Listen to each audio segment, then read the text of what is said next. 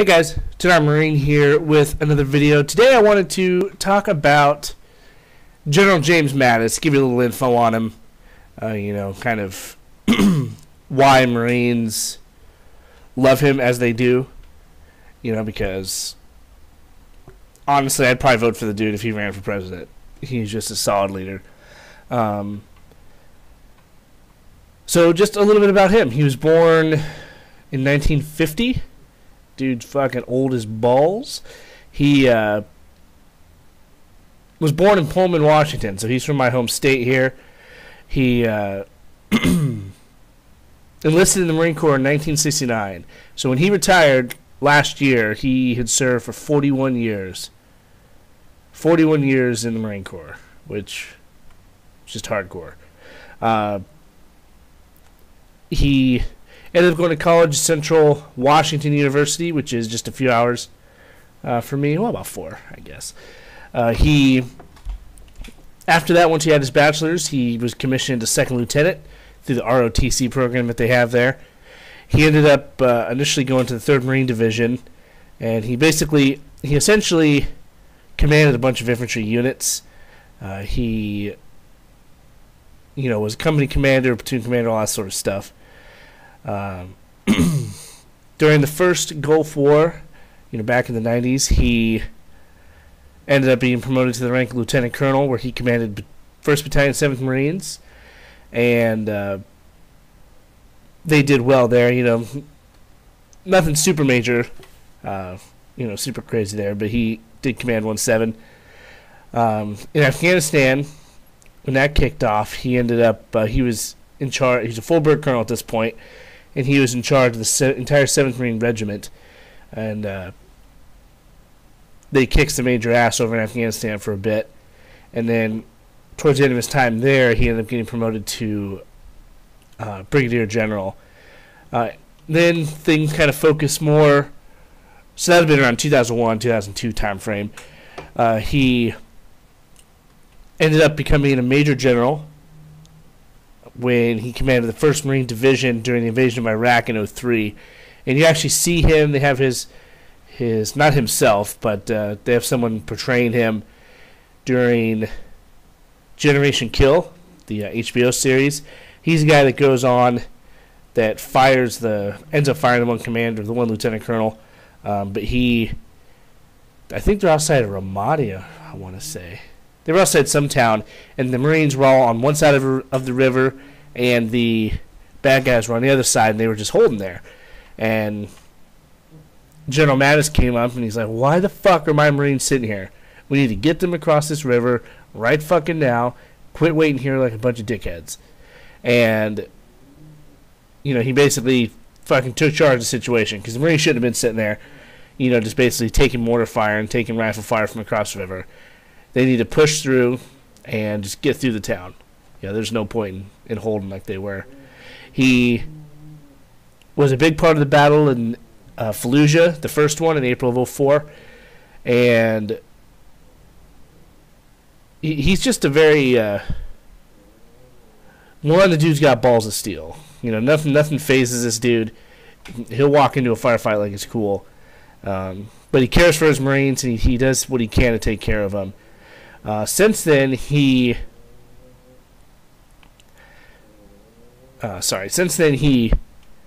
has done a whole variety of stuff since Iraq, since that kicked off. He worked in the Pentagon. He ended up, what did he do? Yeah, he ended up taking the 1st Marine Expeditionary Force out of Pendleton. He was in charge of that as a lieutenant general, I believe.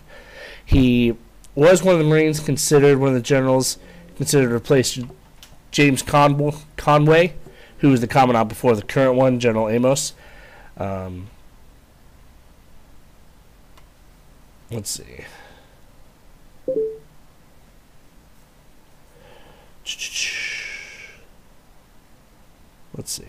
I'm looking at the wrong thing. But since then, he was in charge of Central Command, which is a very important role. Very, very important role. towards the end of his career, that's what he did, which essentially he oversaw both wars in Iraq and Afghanistan, and then he also was responsible for any of our guys in around Syria, Iran, and Yemen. So anything that happened in those areas, he was in charge of. Just this one man. My pug is snoring. He graduated Marine Corps Amphibious Warfare School. He also graduated the Marine Corps Command and Staff College, as well as the National War College, which are all essentially schools for very high-ranking military members to go learn strategies, learn how to command at that level. Because when you're in charge of literally tens of thousands of people, it's a whole new ballgame. But this dude, let me pull up real quick some of his quotes. This dude's just quotes. He's just a Marine's Marine. The dude's not afraid to speak his mind. He stands up for his Marines. There's a story of him. It was Christmas, Christmas Eve or Christmas Day, and there was a Marine who had a family, on the base or living right off the base. But this Marine ended up having to stand duty and having to be away from his family on Christmas. And General Mattis, who I don't believe is married, as far as I'm aware, ended up coming in. I believe the guy was a lieutenant, so the boot of all officers, the lowest level officer you can be. General Mattis came in and told that dude to go home, told the lieutenant to go home and to be with his family for Christmas, which is just unheard of. You don't have general officers, one, standing duty of any kind. Those dudes fucking don't do that shit. And then, but on Christmas, relieving a lieutenant to let him go home to his family is just fucking outstanding. Absolutely outstanding. He is definitely considered the most revered Marine in the entire generation. Every Marine that's fought in Iraq and Afghanistan knows who he is, and they would have no issues following this dude into combat. Absolutely none. Let's see. The biggest quote that he is probably famous for is when the war in Iraq first kicked off. He had gathered a bunch of the Iraqi leadership and tribal leaders and some of the big players and stuff, and got them together. And he goes, once they were all seated in a room together, he opens up with, I come in peace. I didn't bring artillery, but I'm pleading with you with tears in my eyes. If you fuck with me, I'll kill all of you, or I'll kill you all.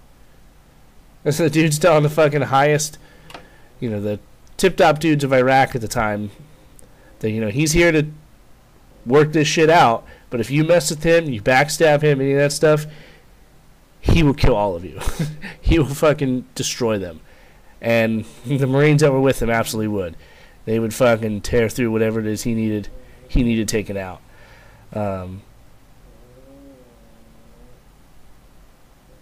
Another quote of his, which is, this is the first time I'd seen it, but he goes, "Find the enemy that wants to end this experience in American democracy and kill every one of them until they're so sick of the killing that they leave us and our freedoms intact." Fucking ain't right. Another one, Marines don't know how to spell the word defeat.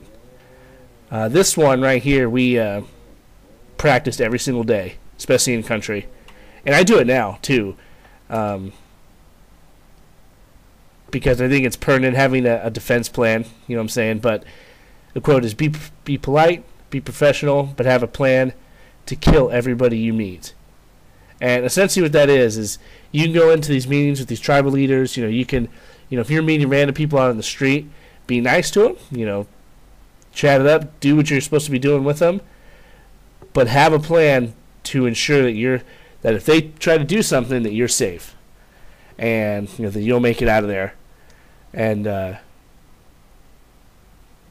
think that's fucking perfect. And the thing with General Mattis is that he was very,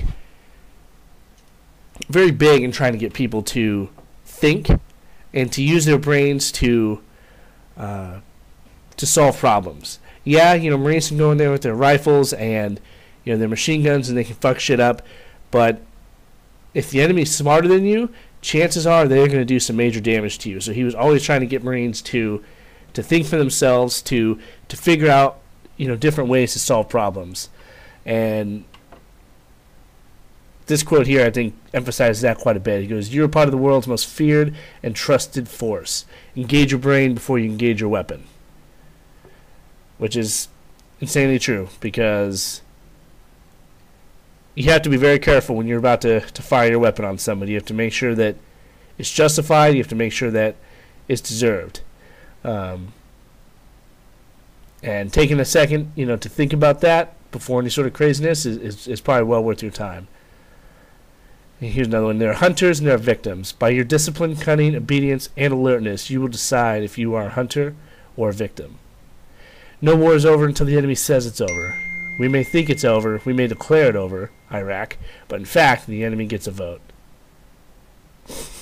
Just show you how hardcore this dude is and how much he loved combat. He goes, "There's nothing better than getting shot at and missed. It's really great."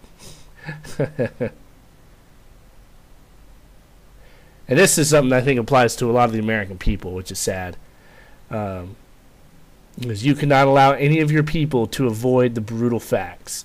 If they start living in a dream world, it's going to be bad. Which means that you can't let people, like you said, live in a fantasy world. A lot of people here in the U.S. do not understand or acknowledge the fact that there are bad people out there that literally would kill you if given the opportunity. They would gut you in front of your children. And he obviously made that clear that you have to make sure your guys are well aware of this. Another quote, and probably, let's see, hold on. I'll do a couple more. This one, you go into Afghanistan, you got guys who slap women around for 5 years because they didn't wear a veil. Guys like that ain't got no manhood left anyways. So it's a hell of a lot of fun to shoot them. Actually, it's quite fun to fight them, It's a hell of a hoot. It's fun to shoot some people. I'll be right up there with you. I like brawling. And that's the kind of dude he is. He'd have no issues being up in the front lines, kicking ass. Another one is, "I'm going to plead with you, do not cross us. Because if you do, the survivors will write about what we do here for 10,000 years. Which, fucking A, they will. And so this dude, he's just he's a Marine, When you think of Marines, you think of hard chargers, guys that get in there and will fuck shit up. And this dude is one of the dudes to do that. And some absolute respect to General Mattis. I hope he does well, and is happy in his retirement, in his civilian life, whatever it is he chooses to do. And yeah, so just a little info for you guys there. I know a lot of you may not know a ton about him. But do some research on him, yourselves. Learn about him and what some of the stuff that he's done. He's a man's man. All right, guys. If you have any questions, concerns, comments, hit me up, and I will see you later. Semper Fi.